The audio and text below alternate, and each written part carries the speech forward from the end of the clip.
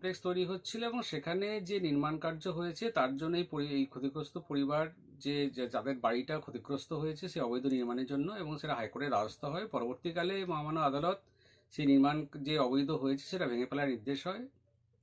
পরবর্তীকালে তারা হাইকোর্টের দ্বারস্থ হয় এবং সেখানে ডিভিশন বেঞ্চ সেই মামলাটি খারিজ করে, এবং সেই মামলার রায় বিবেচনা করার জন্য যে নতুন আইন এসেছে রাজ্য সরকার, সেই ভিত্তিতে মাননীয় বিচারপতি কৌশিক চন্দ্রের বেঞ্চে তারা রিভিউ অ্যাপ্লিকেশন ফাইল করে। এবং রিভিউ অ্যাপ্লিকেশনের সময় আমাদের স্পেসিফিক বক্তব্য ছিল যে এই যে নির্মাণ কার্য হয়েছে তার জন্য যে ক্ষতিগ্রস্ত পরিবার, তার কিন্তু বাড়িটা অনেকটাই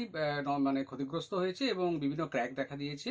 এবং সেটা আগে বিচার করা হোক। কারণ যে পরিবারটি বাড়ি ক্ষতিগ্রস্ত হয়েছে এবং তার যে ক্ষতিপূরণে তার রাইট আছে, এবং সমস্ত দিক খতিয়ে দেখে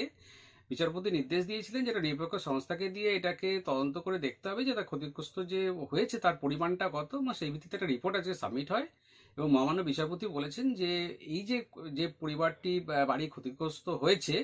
এবং তার জন্য তাকে 10 লাখ টাকা যে ক্ষতিপূরণ দিতে হবে, এবং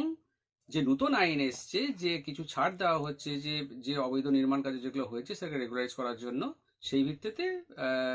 যে পৌরসভা সেটা খতিয়ে দেখে তার ব্যবস্থা নেবে।